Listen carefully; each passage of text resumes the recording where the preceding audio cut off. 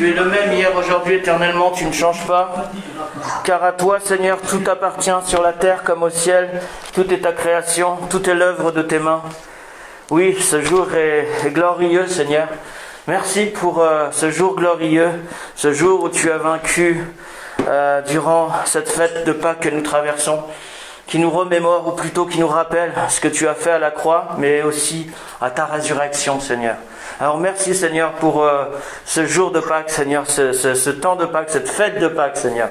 Oui, nous sommes heureux aussi de la célébrer, tout en n'oubliant pas que tu as payé un cher prix pour que nous ayons la vie. Tu as donné ta vie afin de nous donner la vie. Waouh, quel don et quel cadeau si merveilleux. Alléluia. Merci, Seigneur. Amen. Alors je vais demander à quelqu'un de remettre l'enseignement. Boris, si tu veux bien prier. Merci. Seigneur, je dis que nous devons écouter ta parole qui n'est pas pénible, tes commandements qui ne sont pas pénibles, Seigneur. Et nous voici ce matin à l'écoute, afin que tu nous délivres, Seigneur, un message qui va nous bénir et nous fortifier. Merci pour lui dire qu'il va nous exposer ta parole ce matin. Merci de délier sa langue et de lui donner, Seigneur, la parole juste, pour que nous en soyons édifiés. Au nom de Jésus-Christ, Amen. Amen. Amen. Merci, Seigneur. On peut s'asseoir. Alors je vais, comme d'habitude, vous faire le... Je ne sais pas où... Ah oui, il est là. Hop. Alors, bienvenue à vous tous qui nous regardez par Internet. Donc nous sommes heureux d'être là tout simplement, surtout en ce culte d'aujourd'hui, en cette Pâques que nous célébrons. Et c'est vrai que c'est pas évident avec tout ce qui se passe autour de nous. Nous savons bien que nous vivons dans une époque, on peut le dire tout simplement, de ténèbres, surtout en ce moment avec tout ce qui se passe. Et toutes ces personnes qu'on entend autour de nous qui ont attrapé ce Covid, qui sont malades. Mais désespérez pas, prenez courage, nous dit la parole de Dieu, car Dieu a toujours le dernier mot. Alors encore une petite pensée pour ceux qui n'ont pas pu venir au culte ce matin, ceux qui étaient fatigués, chargés, car on vit vraiment des temps troubles, des temps vraiment troubles. Il n'y a pas besoin d'être un intello ou un génie pour voir ce qui se passe autour de nous, pas juste en France, mais partout dans le monde entier. Donc personne n'est touché, personne n'est à l'abri, ni le riche, ni le pauvre, ni le grand, ni le petit. Amen. Et en même temps, le Seigneur, notre Dieu, nous parle aussi de ce temps, aussi dans sa parole de Dieu. Il nous en parle, il nous dit que vers la fin des temps, des choses semblables vont se produire, et c'est ce qui se produit en ce moment. Vous entendrez des guerres et des bruits de guerre, des tremblements de terre, ça a toujours été, surtout ces derniers temps. Mais aussi ces maladies, ainsi de suite, ainsi de suite. Donc nous savons très bien que Jésus est à la porte et qu'il reviendra bientôt. Alors quand? Nul ne le sait, parce que dans la Bible il est écrit que même Jésus ne sait pas le retour de sa venue. Mais en tout cas une chose est sûre, il reviendra et nous l'attendons avec assurance. Car nous savons qu'il va venir pour une fois pour toutes chasser ces ténèbres qui environnent notre monde. Amen. Alléluia. Alors comme chaque dimanche, je vous fais participer à un quiz, vous qui nous regardez par Internet, et aussi aux frères et sœurs de l'Assemblée.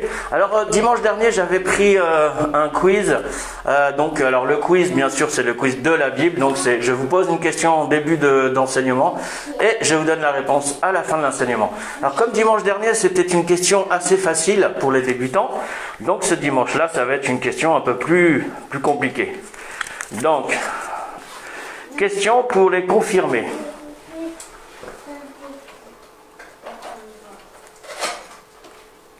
Alors, est-il exact que les disciples restèrent à Jérusalem pour une question de sécurité?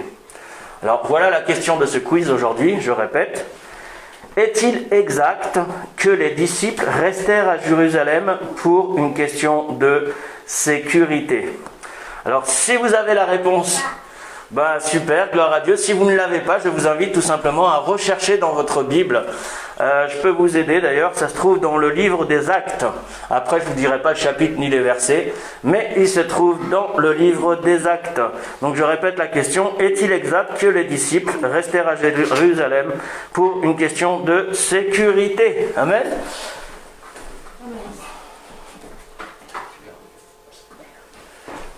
Alors, si vous avez la réponse, tant mieux pour vous. Si vous ne l'avez pas, je vous invite tout simplement à aller rechercher dans votre Bible. Alors, comme je vous l'ai dit tout à l'heure, aujourd'hui est un grand jour. Nous devrions nous réjouir, malgré ce qui se passe dans le monde. Malgré avec tout ce qui se passe dans le monde, cette pandémie. Mais tout de même, c'est un jour où on devrait se réjouir. Pour moi, je réalisais ça encore hier. C'était vraiment un jour incroyable, un week-end extraordinaire, parce que quand on regarde ce que Jésus a fait à la croix, ce que Jésus a fait dans sa résurrection, comment est-ce qu'on peut rester impassible à cette fête de Pâques? Waouh! En France, on a plus l'habitude de fêter la fête de Noël, mais la fête de Pâques, elle n'est pas vraiment célébrée. Quand vous allez dans le monde, vous leur dites c'est quoi pour vous la fête de Pâques? Les gens, qu'est-ce qu'ils vous répondent en général? Bah, c'est un férié, on est en vacances, on a 3 jours de vacances, donc voilà, c'est férié. Et c'est incroyable, parce que quand on demande, mais c'est quoi pour vous la Pâques, peu vont vous dire ce que ça veut dire en fait. Ils vont vous dire, certains, bah, c'est les chocolats, on va chercher des chocolats, les petits lapins, ainsi de suite. Mais peu vous parlent de Jésus-Christ et de ce qu'il a fait. Et même dans l'Ancien Testament, au niveau de Moïse aussi, parce que on va parler de tout ça, la Pâque, c'est pas que Jésus, c'est parti bien avant Jésus, ça a commencé bien avant Jésus. Et même, je vais vous dire, même dans la Genèse, on la retrouve. Même dans la Genèse, dans le premier livre de la Bible, on retrouve en tout cas un symbolisme de cette Pâque. Amen. Alors, aujourd'hui, donc, comme vous avez pu le deviner, l'enseignement sera sur, bien sûr, la Pâque. Donc, chérie, si tu veux bien mettre le titre, juste le titre pour l'instant. Donc, mon thème aujourd'hui sera « D'où vient la Pâque et pourquoi la fêter ?» Je répète, « D'où vient la Pâque et pourquoi la fêter ?» C'est pas une mauvaise question. D'où vient la Pâque? Comme je vous le disais tout à l'heure, beaucoup de gens ils pensent que la Pâque, c'est les chocolats, c'est les œufs, mais non, ça n'a rien à voir avec tout ça. C'est pas juste férié, c'est bien plus fort que ça. Alors là, bien sûr, je ne m'adresse pas aux chrétiens, là je m'adresse aux non-chrétiens qui nous regardent sur Internet, mais vraiment la Pâque, c'est une des plus grandes fêtes qu'on retrouve dans la Bible. Waouh! Il y en a 5 grandes fêtes que vous retrouvez dans la Bible, même je dirais 7.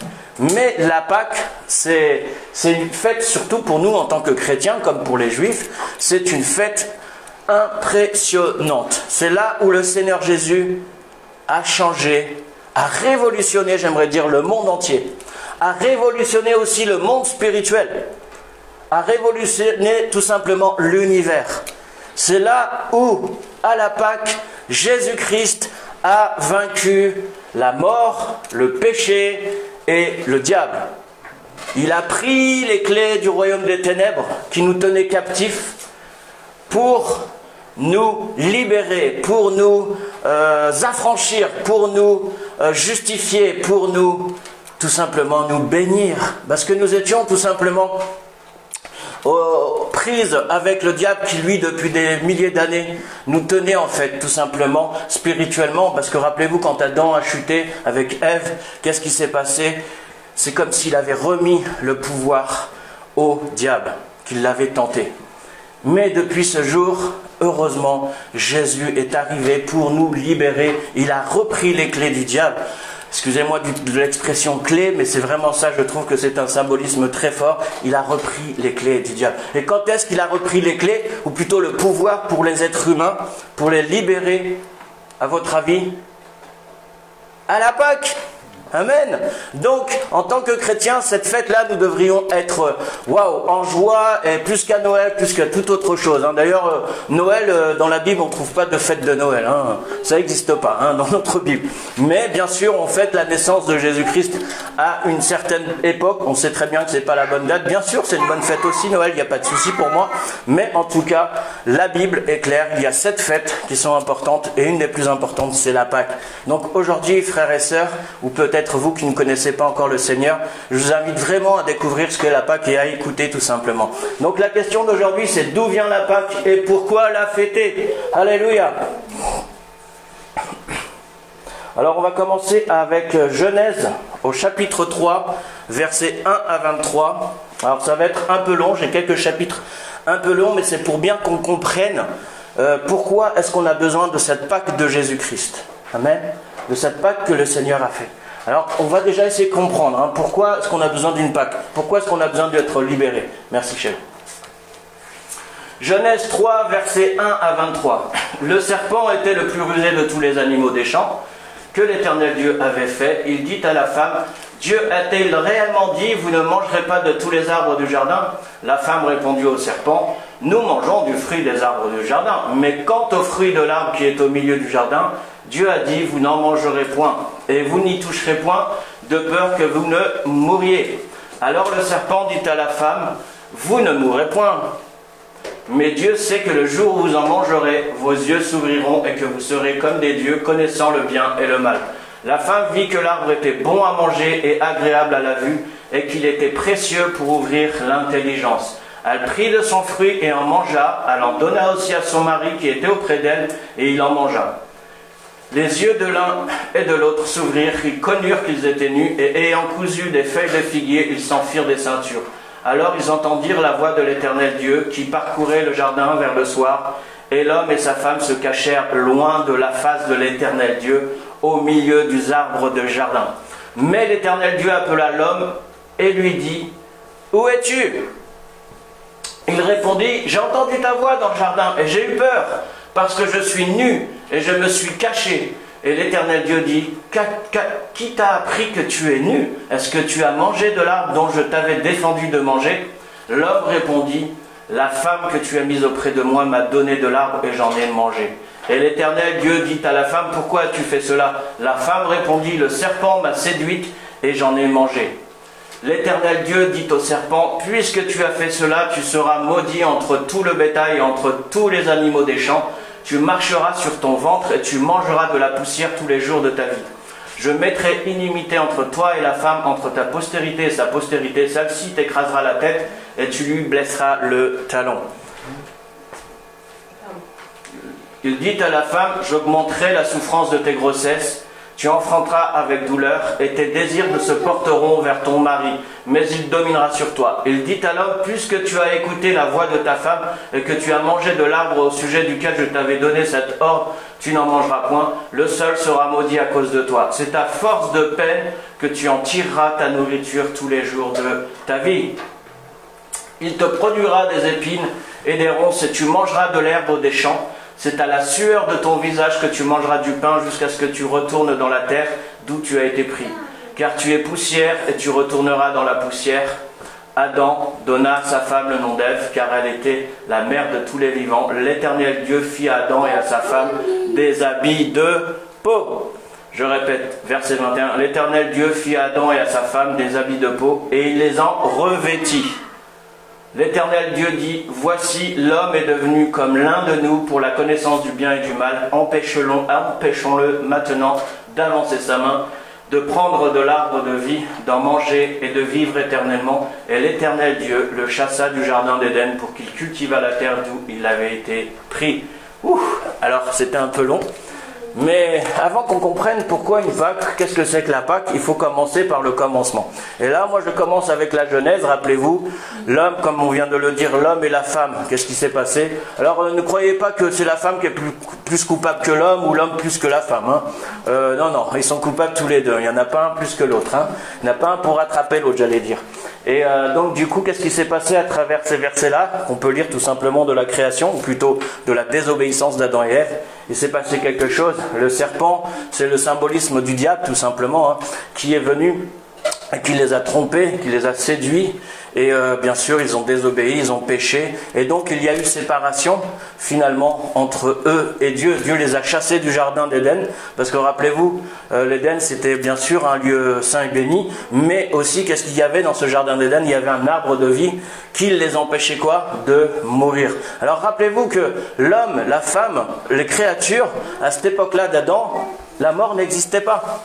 C'est à partir de la désobéissance d'Adam et Ève que la mort est venue sur la terre, nous dit la parole de Dieu. Qu'on soit des êtres humains, mais aussi les animaux, mais aussi même la nature a été contaminée par le péché, justement. Bien sûr, ça n'a pas été tout de suite, mais au fur et à mesure, les péchés se sont accumulés, les guerres et ainsi de suite, ainsi de suite. Les crimes, après c'était Caïn et Abel qui tuent son propre frère, ainsi de suite. Donc le péché vraiment s'est accru sur toute la surface de la terre. Et puis rappelez-vous aussi de Noé, hein. Dieu s'est repenti d'avoir créé l'homme, et pour ça qu'il y a eu ce déluge. Entre autres, il a fait, bon je vais dire comme un nettoyage, on va dire, hein, même c'est un peu cru, un peu dur à dire, mais c'est vrai, c'est ça. Et pourquoi? Parce qu'il y avait la haine, il y avait le mal sur toute la surface de la terre. Donc, on peut comprendre à travers ces versets de Genèse que la mort est venue, bien que la mort n'existait pas à cette époque-là, mais à cause de ces péchés, la mort est venue sur l'homme, et ils ont été chassés justement de ce jardin d'Éden. Pourquoi? À cause de cet arbre qu'il y avait, qui leur donnait le pouvoir, ou plutôt la faculté de vivre éternellement, hein, quand ils mangeaient cet arbre. Alors, encore une fois, ce n'est pas le même arbre que l'arbre de la connaissance du bien et du mal. Il y avait un arbre qui s'appelait l'arbre de vie. En le mangeant, ils pouvaient vivre éternellement. Et puis il y avait un autre arbre, c'était l'arbre de la connaissance du bien et du mal. Et quelque part, ils ont fait un choix. Ils ont pris le sens du bien et du mal. Mais bon, bref, c'est pas le sujet d'aujourd'hui. Aujourd'hui, on est sur la Pâque. Et la Pâque, justement, avant de vous parler de la Pâque, il faut aussi comprendre pourquoi cette Pâque a lieu. Alors, comme je viens de l'expliquer, vous savez que le premier, je ne vais pas dire le premier meurtre, mais quelque part, on le retrouve au verset 21 de Genèse 3. Si tu peux remettre, chérie, s'il te plaît. Au verset 21, voilà, il est dit... verset 20, Adam donna à sa femme le nom d'Ève, car elle a été la mère de tous les vivants. L'Éternel Dieu fit à Adam et à sa femme des habits de peau. Je répète, l'Éternel Dieu a fait à Adam et à sa femme des habits de peau, et il les en revêtit. Donc, on ne connaissait pas ce qu'était la mort. Ça devait être un spectacle terrible. Vous imaginez un de peau, donc on sait que c'est un animal. Ils n'expliquent pas exactement ce que c'était un agneau ou autre, mais on sait que c'était des habits de peau. Hein. Donc, je ne vais pas dire que c'était le premier meurtre, mais quelque part, pour cacher leur nudité, les feuilles de figuier ne suffisaient pas. Hein. Pour cacher leur nudité, Dieu leur a fait quoi? Des habits de peau. Donc là, on peut comprendre déjà que la première chose, c'est qu'il y a eu mort. La mort, pourquoi? Pour cacher le péché. C'était pas de l'enlever, mais pour cacher en fait leur nudité. Parce que, rappelez-vous ce que dit la Bible, ils étaient nus, ils n'en avaient pas honte, ils ne savaient pas c'était quoi le péché, ils ne savaient pas c'était quoi le mal. Mais à cause de ce fruit qu'ils ont mangé, ce fruit défendu, qu'est-ce qui s'est passé? Ils ont eu la connaissance de ce qu'était le bien et le mal. Ils ont fait leur choix. Et bon... Là, on peut voir, tout comme à la Pâque. À la Pâque, qu'est-ce qu'on fait à la Pâque? On a l'habitude de faire quoi? De manger de l'agneau, entre autres. C'est devenu une tradition pour tous les chrétiens, pratiquement, je pense. Mais à la Pâque, on mange de l'agneau. Alors, il y a toute une signification. On va avancer un peu plus loin maintenant. Donc, comme je viens de l'expliquer dans Genèse, on peut comprendre que le premier sacrifice se trouve dans la Genèse au chapitre 3, quand Dieu fit à l'homme et la femme, parce qu'ils étaient nus, des habits de peau, et parce qu'ils savaient qu'ils étaient nus, à cause de leur péché. Donc, ces habits de peau, ce sacrifice d'animaux, c'était pour les recouvrir, pour les cacher leur déshonneur. Amen. Donc, on va avancer un petit peu maintenant. En Genèse, maintenant, on va parler du sacrifice d'Isaac. C'est aussi dans la Pâque, tout ça. Alors, Genèse chapitre 22, versets 1 à 14. Après ces choses, là on parle d'Abraham. On avance un peu, toujours dans la Genèse. Rappelez-vous, aujourd'hui c'est la Pâque. Après ces choses, Dieu mit à Abraham à l'épreuve et lui dit: Abraham. Et il répondit: Me voici. Dieu dit: Prends ton fils, ton unique, celui que tu aimes, Isaac, va-t'en au pays de Morija, et là offre-le en holocauste sur l'une des montagnes que je te dirai. Abraham se leva de bon matin, sella son âne et prit avec lui 2 serviteurs et son fils Isaac. Il fendit du bois pour l'holocauste et partit pour aller au lieu que Dieu lui avait dit. Le 3e jour, Abraham, levant les yeux, vit le lieu de loin, et Abraham dit à ses serviteurs: Restez ici avec l'âne, moi et le jeune homme, nous irons jusque-là pour adorer, et nous reviendrons auprès de vous. Abraham prit le bois pour l'holocauste, le chargea sur son fils Isaac et porta dans sa main le feu et le couteau. Et ils marchèrent tous deux ensemble. Alors Isaac parlant à Abraham, son père, dit « Mon père !» Et il répondit « Me voici mon fils. » Isaac reprit « Voici le feu et le bois, mais où est l'agneau pour l'holocauste ?» Abraham répondit « Mon fils, Dieu se pourvoira lui-même de l'agneau pour l'holocauste. » Et ils marchèrent tous deux ensemble. Lorsqu'ils furent arrivés au lieu que Dieu lui avait dit, Abraham y éleva... Chut, chut, Isaïe. Lorsqu'ils furent arrivés au lieu que Dieu lui avait dit, Abraham y éleva un autel et rangea le bois, et lia son fils Isaac et le mit sur l'autel par-dessus le bois. Puis Abraham étendit la main et prit le couteau pour égorger son fils. Alors l'ange de l'Éternel... Puis Abraham étendit la main et prit le couteau pour égorger son fils. Alors l'ange de l'Éternel l'appela des cieux et dit, Abraham, Abraham. Il répondit, me voici.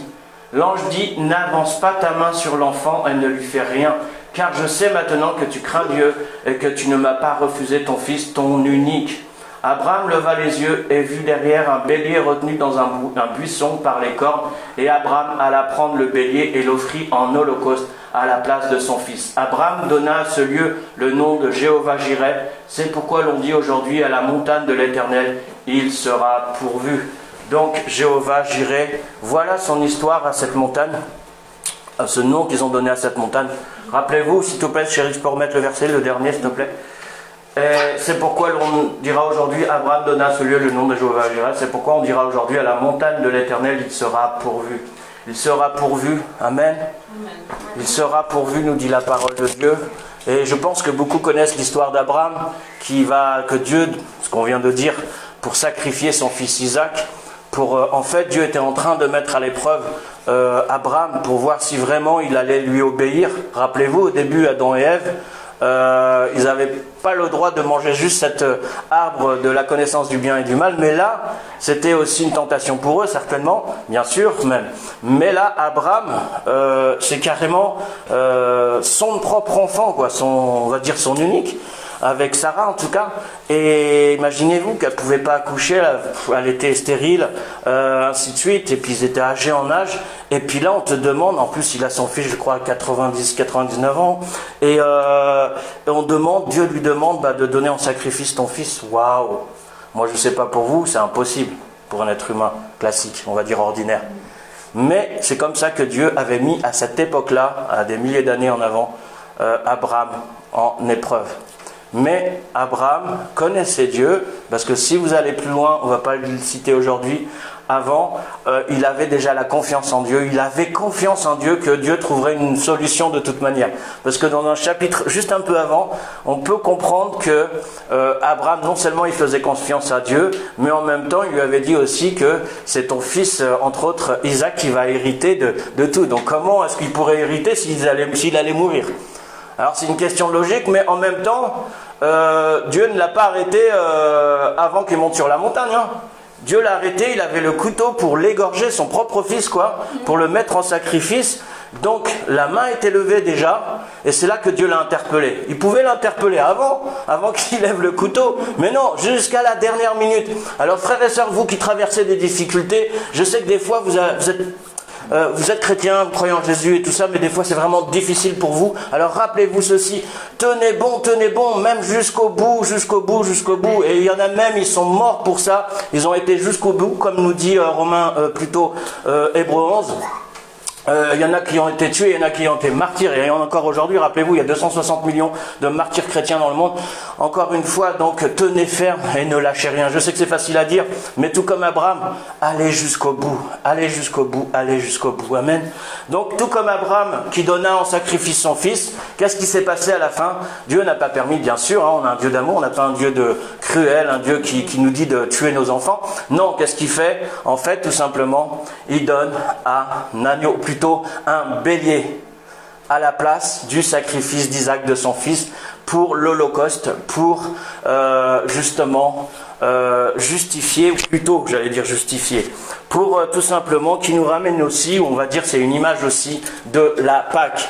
Abraham, il y a eu quelque chose qui s'est passé, Dieu a demandé un sacrifice à Abraham, Abraham a été jusqu'au bout, Mais notre Dieu est un Dieu d'amour. Qu'est-ce qu'il a fait? Il lui a donné un bélier. Waouh, un bélier. Alors qu'est-ce que ça a à voir avec la Pâque? Rappelez-vous, Adam et Ève, on va dire premier mort, c'était un animal pour concevoir des habits de peau pour cacher la nudité d'Ève et d'Adam. Et puis avec Abraham, on retrouve encore un sacrifice. Quel lien il y a entre ces deux choses? C'est tout simplement que le premier c'était aussi un sacrifice. Premier sacrifice animal, on va dire, de vivant, plutôt d'être vivant. Et là, qu'est-ce qu'on retrouve? On retrouve aussi un sacrifice.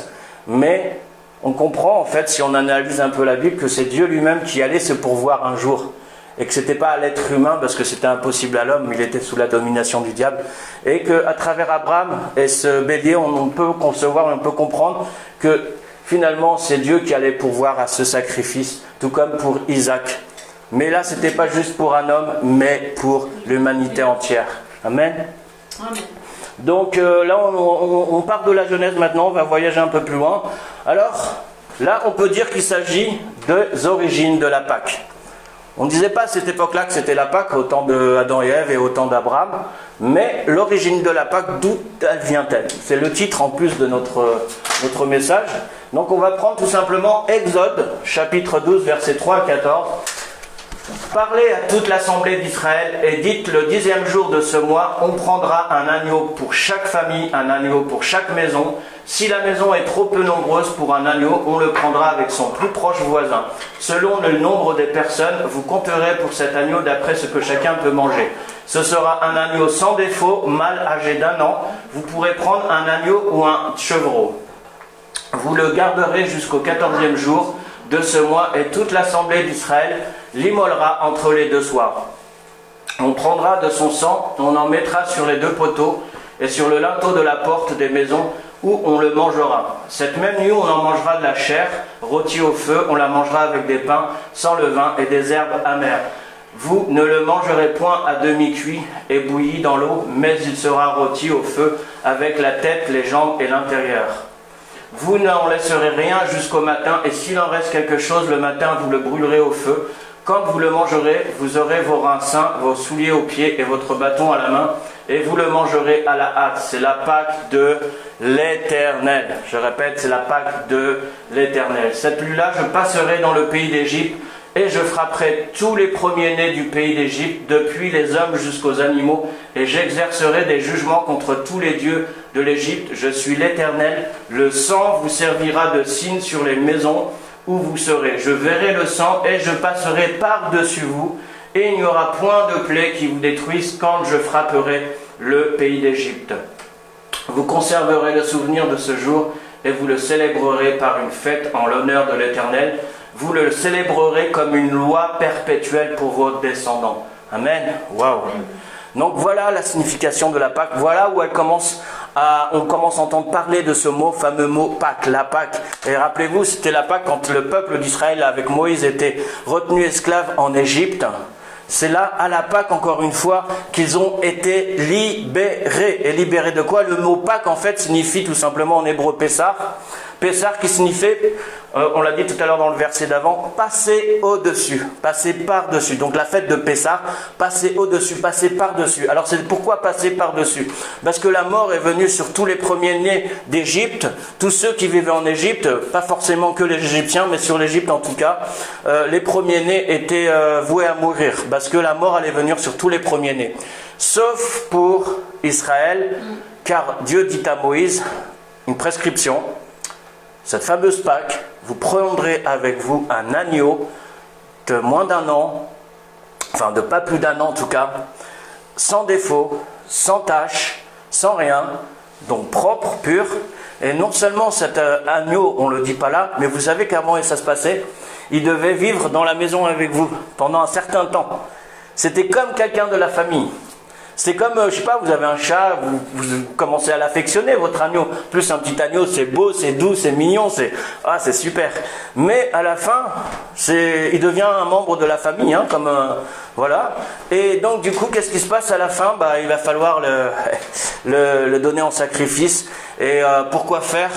Pour sauver encore une fois les premiers-nés d'Israël, avec ce sang qu'on vient de lire, qu'ils ont déposés sur les linteaux des portes pour que la mort ne les atteint pas. Waouh! Donc, la signification de mot Pâques, c'est Pessah en hébreu, et c'est passé au-dessus. La mort ne les a pas atteints, elle est passée au-dessus plutôt, des premiers-nés des enfants d'Israël. Pourquoi? À cause du sang qu'il y avait sur les linteaux, ce sang des agneaux, des purs, hein. Et donc, on peut comprendre aussi, quand on va avancer maintenant, on va aller vers Jésus. Qu'est-ce qui s'est passé avec Jésus? Pourquoi on l'appelle l'agneau de Dieu, Jésus-Christ? Les gens non-croyants, ils rigolent quand on dit Jésus-Christ, l'agneau de Dieu, ou bien ils boivent son sang et ils mangent sa chair. Bah voilà, maintenant vous commencez à comprendre, peut-être ceux qui ne connaissent pas vraiment qui sont les chrétiens. Alors pourquoi nous prenons la Sainte Seine tous les dimanches chez nous, en tout cas dans notre assemblée? Justement pour commémorer et se remémorer de ce que Jésus a fait pour nous. C'était lui l'agneau de Dieu qui est mort pour nos péchés à notre place, tout comme cet agneau qui a pris, où la mort n'est pas venue sur son peuple à Israël, tout comme cet agneau qui a été immolé, qui a été mangé, qui a été une source de bénédiction pour eux afin que la mort ne les touche pas. Jésus de même est encore plus. Jésus est un être humain, il n'était pas juste un animal, un agneau, mais carrément un être humain et un homme sans péché. Mais je vais en parler un peu plus. Donc la Pâque, la signification de la Pâque est vraiment très importante. Donc voilà l'origine de la Pâque. Maintenant on va aller, je vais essayer de faire vite parce que le temps passe très vite. Alors on va dire maintenant, plutôt on va comprendre qu'est-ce que Jésus a à voir dans cette Pâque et quel est le lien. Je viens un peu de vous en parler. Mais Jésus, notre Pâque, notre agneau pascal, le sacrifice ultime. Alors qu'est-ce que ça veut dire l'agneau pascal, frères et sœurs? Le santage, je Oui, pense. Jésus, notre Pâque, notre agneau pascal. En fait, pascal, c'est quoi? C'est Pâque. C'est un adjectif, comme dit ma femme. Donc, l'agneau pascal. Quand vous entendez ce nom, l'agneau pascal, en fait, ça veut dire quoi? Jésus, notre agneau de Pâques. Voilà. Jésus, notre agneau de Pâques. L'agneau pascal. Waouh. Donc, Jésus, notre agneau pascal. Comme je l'ai dit tout à l'heure avec Moïse et le peuple d'Israël, quand ils ont donné en sacrifice ces agneaux, de même Jésus s'est donné en sacrifice pour nous. Amen. Alors on va prendre le verset justement de Jean chapitre... ou plutôt je vais vous faire lire tout simplement Jean 1, verset 29 à 34, si quelqu'un peut le lire.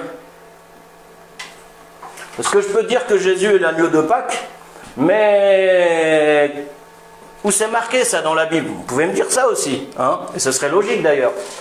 Alors pourquoi est-ce que Jésus est l'agneau de Pâques? Où c'est situé dans la Bible justement? Alors on va prendre Jean chapitre 1, versets 29 à 34. Si quelqu'un veut le lire, Mercia.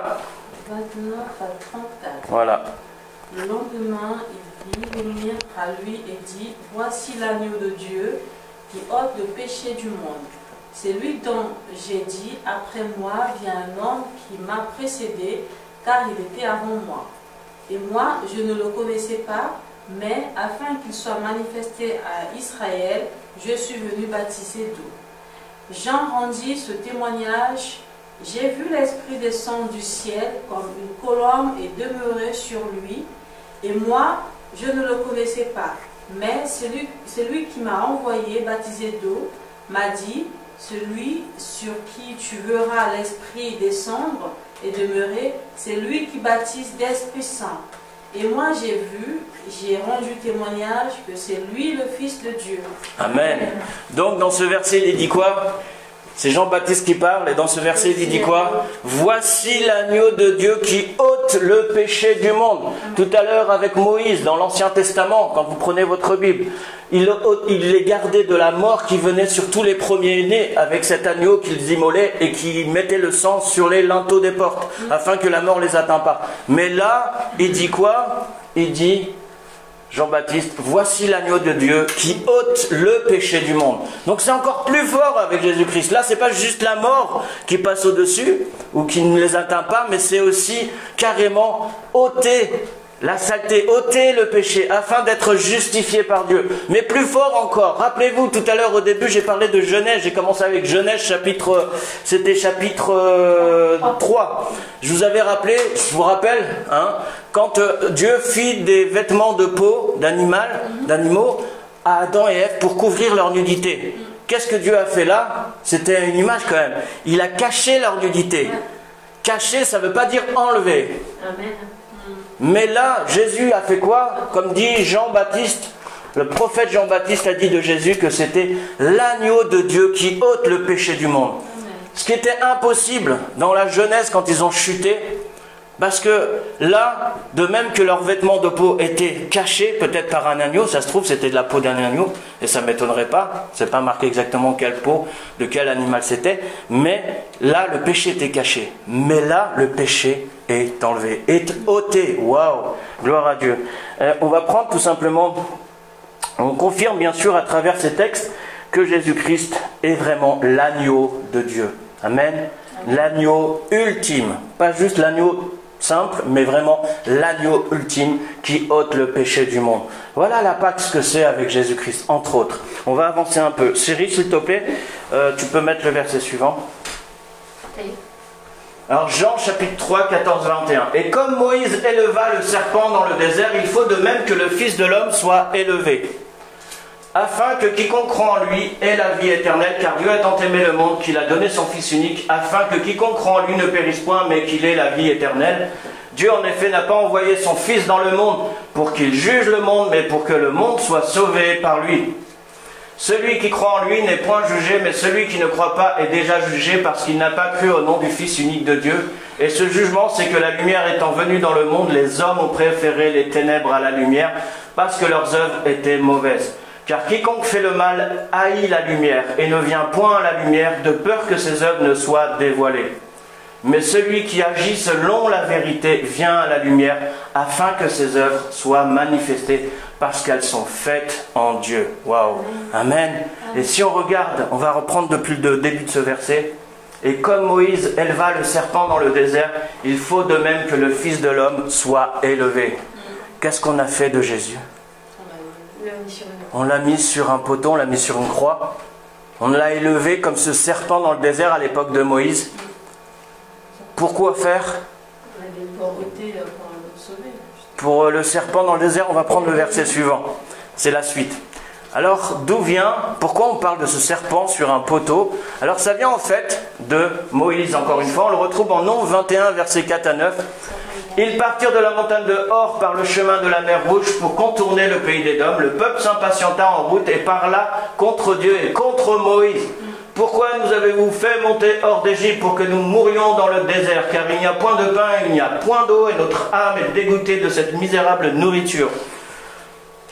Alors l'Éternel envoyait contre le peuple des serpents brûlants. Ils mordirent le peuple et il mourut beaucoup de gens en Israël. Le peuple vint à Moïse et dit: nous avons péché, car nous avons parlé contre l'Éternel et contre toi. Prie l'Éternel, afin qu'il éloigne de nous ces serpents. Moïse pria pour le peuple. L'Éternel dit à Moïse: fais-toi un serpent brûlant et place-le sur une perche. Quiconque aura été mordu et le regardera conservera la vie. Moïse fit un serpent d'airain et le plaça sur une perche, et quiconque avait été mordu par un serpent et regardait le serpent d'airain conservait la vie. Waouh! Alors Jésus aussi, il a été mis, tout comme ce serpent d'airain, c'était pas un vrai serpent, c'est une reproduction d'un serpent en airain, la forme de ce serpent qui tuait le peuple, hein, qui les mordait, qui les tuait. De même Jésus, il a été sur un poteau, sur une croix, afin de quoi? De nous guérir. C'était pas juste de nous enlever nos péchés, c'était pas juste de recouvrir nos péchés, mais aussi de nous guérir. Parce que c'est bien beau. Dieu te dit: ok, c'est bon, j'ai pris, et c'est vrai, c'est la vérité. Dieu a pris en Jésus-Christ tous nos péchés. C'est une chose. Mais après, ça ne se termine pas là, il y a aussi la guérison. Parce que quand on a vécu dans le monde pendant des années, sans Dieu, sans Jésus dans notre vie, waouh, je peux vous dire qu'il y a beaucoup de guérison. Même si on n'a pas eu une vie mauvaise, même si on n'était pas un méchant garçon ou une méchante fille, Mais rien n'empêche, mon frère, tu étais dans le monde et il y a des choses, on a tous été blessés un jour, on a tous besoin de guérison, de même qu'on a tous besoin aussi de pardonner, mais on a tous aussi besoin d'être pardonnés. Donc nous avons tous besoin de guérison. Et donc qu'est-ce que fait Jésus aussi?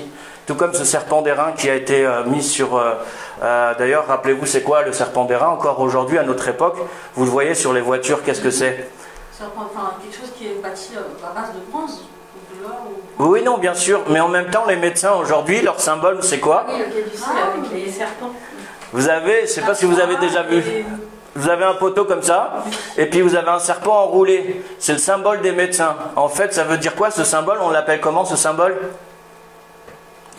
Moi aussi, j'ai oublié. Je crois que c'est le caducée, mais je suis pas... Non, c'est pas le caducée, c'est un symbole de déontologie aussi pour les médecins. Ceux qui font vœu de venir en aide à tout le monde, même ceux qui n'ont pas l'argent. C'est le serment d'Hippocrate. Voilà, c'est le serment d'Hippocrate, entre autres, je pense, non? Je suis pas sûr. Je suis pas sûr. Donc, voilà. Mais en tout cas, vous comprenez ce que je veux dire. Sur le pare-brise, par exemple, des médecins, sur leur voiture, vous avez quoi? Un signe qui nous différencie, bien sûr. On sait que c'est un médecin. Pourquoi? Parce qu'il a ce signe. Et pourtant, ce signe, c'est pas d'aujourd'hui, quoi. Hein.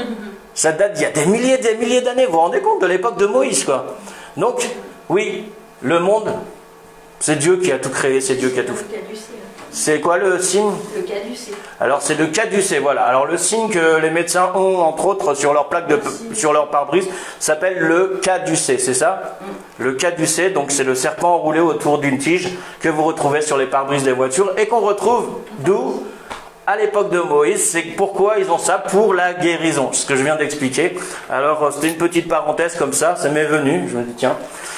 Donc on peut comprendre à travers ça que Jésus aussi, non seulement bien sûr notre Pâques, mais pas juste pour prendre nos péchés, pas juste pour nous justifier, pas juste pour nous libérer, mais aussi pour nous guérir. Amen. Donc voilà ce qu'est aussi la Pâque. On va passer au verset suivant, s'il te plaît chérie. Voilà, donc comme le serpent, il est l'agneau, il nous sauve de la mort. Amen. Alors Matthieu, verset 20, 18 à 19. Voici, nous montons à Jérusalem et le Fils de l'homme sera livré aux principaux sacrificateurs et aux scribes. Ils le condamneront à mort et ils le livreront aux païens pour qu'ils se moquent de lui, le battent de verge et le crucifient. Et le 3e jour, il ressuscitera. Amen. Alors la Pâque, c'est pas que la mort du péché, c'est pas que la mort du péché, c'est pas que la guérison, c'est pas que le pardon, c'est pas que toutes ces choses, mais c'est aussi une nouveauté, et surtout une nouveauté de vie. Rappelez-vous, Jésus, il ressuscita 3 jours après. Donc, aujourd'hui, en ce premier dimanche, en ce premier jour de semaine, dans la Bible, il est clairement dit, si tu peux mettre, chérie, avancer le verset. Matthieu 28, 5 à 6. Mais l'ange prit la parole et dit aux femmes, pour vous, ne craignez pas, car je sais que vous cherchez Jésus qui a été crucifié. Il n'est point ici, il est ressuscité, comme il l'avait dit. Venez, voyez le lieu où il était couché. C'était dans le tombeau, le lieu était vide. Amen. Donc la Pâque, le summum de la Pâque, j'allais dire, c'est quoi? C'est la résurrection. Tout simplement la résurrection.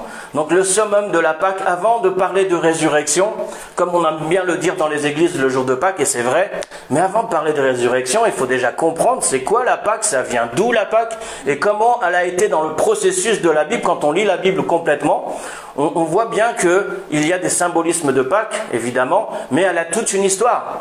Beaucoup de chrétiens croient que la Pâque chrétienne, c'est juste la Pâque chrétienne. Mais non, vous avez aussi la Pâque juive, qui sont en fait une seule Pâque, mais je dirais même encore plus loin, quand vous allez avec Abraham, quand vous allez avec Dieu, Adam et Ève, quand vous commencez à voyager à travers l'histoire de Dieu, l'histoire de la Bible, vous allez comprendre que la Pâque, elle n'est pas venue comme ça du jour au lendemain. Hein. Il y a eu tout un cheminement, et on peut retrouver ces explications qu'on vient de définir aujourd'hui dans la Bible. Amen. Donc, oui, la Pâque, le summum, on est d'accord, c'est la résurrection. Hein. Rappelez-vous de Jean-Baptiste, de Jean chapitre 3, de l'évangile de Jean chapitre 3, avec Nicodème et Jésus. Quand Nicodème, le prêtre sacrificateur, plutôt le prêtre, vient voir Jésus et lui dit, mais aucun homme ne peut faire ces miracles que tu fais s'il ne vient de Dieu, ainsi de suite. Et puis Jésus lui répond quoi? Ne t'étonne pas que je vous ai dit, il faut que vous mouriez, naissiez de nouveau. Ne t'étonne pas qu'il faut que vous naissiez de nouveau plutôt. Et vous vous rappelez ce que dit Nicodème? Mais comment un homme peut-il naître de nouveau? Il ne peut pas retourner dans le sein de sa mère et renaître, c'est pas possible. Et Jésus lui dit, bien sûr, tu es un érudit en gros d'Israël, tu es un docteur d'Israël et tu ne connais pas ces choses. Et il lui explique en fait que la nouvelle naissance c'est comme le vent, on ne le voit pas, on ne sait ni d'où il vient ni où il va, mais il est là, pourtant on ne le voit pas. Et en fait Jésus est en train d'expliquer tout simplement, entre autres, pas que ça, qu'il fallait mourir. Et comme Jésus, la Pâque c'est quoi? C'est de mourir et de naître de nouveau aussi, j'aimerais dire. C'est pas que l'agneau immolé, mais c'est aussi de mourir à soi-même et de naître de nouveau avec et par Jésus-Christ. Parce que Jésus-Christ, qu'est-ce qu'il a fait? Il a tout accompli à la croix, mais dans sa résurrection, il y a la victoire. À la croix, il y avait la défaite pour les puissances des ténèbres. Ils voient Jésus mourir sur une croix, lui qui n'a jamais péché. Et ils ont dû se retourner la tête. Ils n'ont rien compris, à mon avis. Comment est-ce que Dieu a pu le laisser alors qu'il est un homme sans péché? Mais en fait, pendant cette mort-là, justement, comme cet agneau, il a été, la Bible nous dit, rappelez-vous, dans le Sheol, dans le séjour des morts. Pourquoi faire? Pour montrer aussi son autorité, sa puissance, que toute chose, à partir de là, a changé. À sa mort, toute chose a changé. Et c'est dans sa résurrection que là, on voit qu'il a vraiment le pouvoir. Parce qu'il a ressuscité des morts. Pourquoi? Parce que la mort, le diable et le péché ne pouvaient pas le retenir, nous dit la parole de Dieu. Parce qu'il était déjà sans péché, mais c'est parce qu'il avait vaincu aussi la mort, le diable et le péché. Donc, il a repris ce que Adam avait perdu au début. Il a repris ce que le diable avait tout fait pour détruire l'homme. Waouh, quelle défaite pour le diable, quelle défaite pour les puissances des ténèbres, quelle défaite pour ces démons et ainsi de suite. Waouh, gloire à Dieu. Et c'est pour ça la Pâque, c'est pas une fête juste comme ça par hasard, c'est vraiment important. Et moi je suis plutôt d'avis de fêter la Pâque bien sûr et d'enseigner sur la Pâque toutes les Pâques pendant toutes les Pâques, et j'espère jusqu'à la fin de jusqu'à notre départ de cette terre. Ne négligeons pas les fêtes de l'Éternel, frères et sœurs. Je sais que dans beaucoup d'églises, notamment évangéliques, pas que, les fêtes de l'Éternel, on les fête pas trop en fait. Alors que c'est la base de notre foi, elle est dans notre parole, la Bible, amen. Nous sommes des enfants de Dieu, nous ne sommes pas des enfants du monde. Même si on est dans le monde, on ne dit pas qu'il faut détester le monde, au contraire, non, il faut les aimer. Mais n'ayons pas peur de s'affirmer, n'ayons pas peur de s'afficher. Amen, oui. Merci Seigneur pour cette Pâque que tu nous as donnée. On va terminer avec ce dernier verset, s'il te plaît chérie. 1 Corinthiens 5, 7 à 8.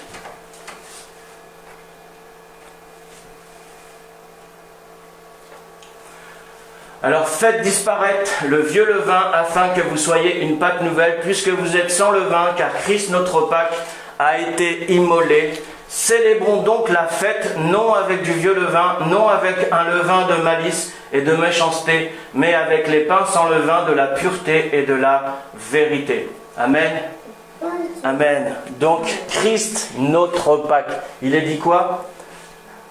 Il est dit Christ notre Pâque a été immolé. Donc, quand là nous allons passer à la Sainte Seine, nous allons faire quoi? Nous allons célébrer. Et nous allons prendre quoi? Ce qu'on symbolise chez nous toujours par le vin, plutôt le jus de raisin, et le pain qui symbolise tout simplement quoi? Notre agneau pascal qui symbolise Jésus-Christ. Tout simplement. Je dis bien qui symbolise Jésus-Christ. Rappelez-vous, faites ceci en mémoire de moi, nous dit Jésus. Ceci, en parlant du pain, est mon corps qui a été donné pour vous. Et ceci, ce vin, prenez aussi ce vin qui a été donné. Pourquoi? C'est quoi le vin? C'est le sang de l'agneau, c'est le sang de Jésus-Christ. Donc, car Christ, notre Pâque, a été immolé. Alors, dans notre assemblée, on prend de la Sainte Seine tous les dimanches. C'est comme ça. On se rappelle de ce que Jésus a fait pour nous. C'est pour ça qu'on ne peut pas prendre la Sainte Seine négligemment. On ne peut pas prendre la Sainte Seine comme ça, sans se remémorer dans son cœur, dans sa tête, ce que Jésus, là, ce qu'il a fait pour toi, mon frère, ma soeur. C'est vraiment important. Alors, frères et sœurs, ne négligeons pas la Pâque, ou plutôt ne négligeons plus jamais la Pâque. Vraiment, c'est important. C'est une des fêtes les plus importantes, surtout pour nous. Alors Christ, fêtons Christ, notre Pâque, amen.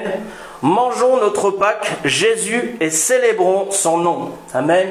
Donc fêtons notre Pâque, et rappelez-vous, notre fête, ou plutôt la fête pascale, c'est tout simplement la fête de Pâques, amen.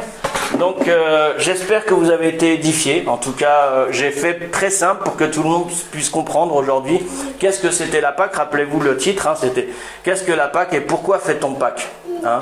Qu'est-ce que la Pâque et pourquoi fait-on Pâques? Alors j'espère que vous avez compris, en tout cas je vous le souhaite. Et maintenant nous allons passer à la réponse du questionnaire du quiz de la Bible. Si ma femme... Oui, c'est bon. Alors, la question tout à l'heure... Ah, j'ai un petit souci. C'est le truc suivant, Non, mais c'est quel numéro? c'est le troisième, on part en bleu. Ah oui, mais ça a changé là. Mais non. C'est dans l'autre sens. Là. D'accord. Ah non, là c'est débutant, c'est pas ça. Ah, pardon. Je crois que tu as mélangé. Alors, la question, rappelez-vous, c'était quoi? Elle est là. Rappelez-vous de la question. Pourquoi le disciple devrait... Pourquoi Jérusalem était-il un endroit de sécurité pour les disciples, c'est ça? Entre autres, ouais, c'est ça. Alors, tout simplement, mais ma femme, je sais pas où est-ce qu'elle a vu ça. C'est le 3. Ben non, c'était pas ça la question tout à l'heure. Si. C'était la question 3. Ah d'accord. Si, c'était ça. Ok. Alors, est-il exact que les disciples restèrent à Jérusalem pour une question de sécurité? Rappelez-vous, c'était la question du quiz. Alors, est-ce que vous avez la réponse?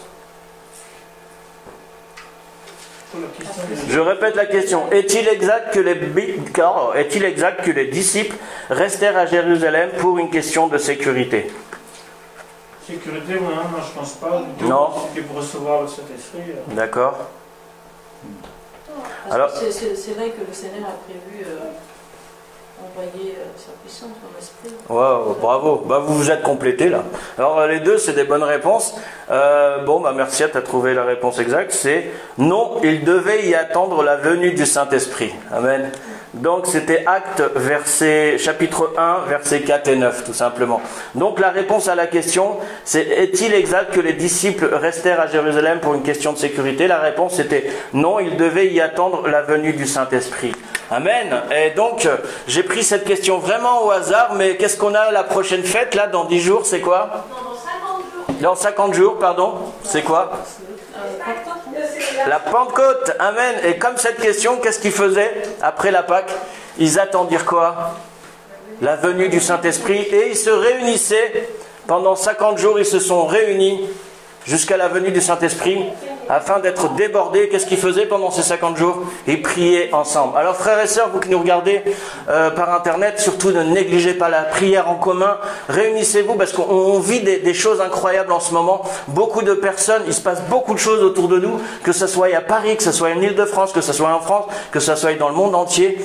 C'est là où nous, chrétiens, nous devrions être forts dans la prière et vraiment prier, intercéder ensemble. Et c'est là où le diable nous attaque, surtout c'est dans la prière, parce que notre arme en tant que chrétien, c'est la prière, de bénir, pas que de bénir dans la prière, mais aussi d'intercéder le Père, hein, comme cette veuve, vous rappelez, qui arrêtait pas de prendre la tête au juge pour qu'il lui donne raison, qui venait tous les jours au tribunal. Soyons aussi comme ça et surtout communions ensemble, prions ensemble, parce qu'ensemble nous sommes beaucoup plus forts que tout seul. La prière, frères et sœurs, est quelque chose de très important. Si tu ne pries pas, mon frère, alors c'est sûr que tu vas être dépassé par les événements. Si tu ne cherches pas la communion avec tes frères et sœurs dans la prière, c'est sûr que tu vas être dépassé par les événements. Donc ne te laisse pas faire. N'écoute pas ces voix qui viennent des ténèbres, qui te disent peut-être « Oh, mais t'as pas besoin, tu pries dans ta chambre tout seul, c'est suffisant. » Non, mon frère, c'est pas suffisant. Le Seigneur aime la communion. Et bien sûr, le Saint-Esprit est venu comment? Comment le Saint-Esprit est venu? Ils se réunissaient chaque jour, nous dit la parole de Dieu, en commun dans la prière. Et le Saint-Esprit, ils n'étaient pas 10 ou 20, ils étaient même une centaine, et même plus d'une centaine. Ils se réunissaient dans la chambre haute, nous dit la parole de Dieu, et le Saint-Esprit est venu sur eux. Mais s'il n'y avait pas eu de demande ensemble unis, le Saint-Esprit ne serait pas venu, je pense. Même si Jésus a dit qu'il enverrait son Saint-Esprit, on est d'accord. Mais il y a eu aussi des conditions. Est-ce que les cœurs étaient prêts? Est-ce que c'était ce moment-là? Il n'y a pas de hasard avec Dieu, il n'y a que des rendez-vous.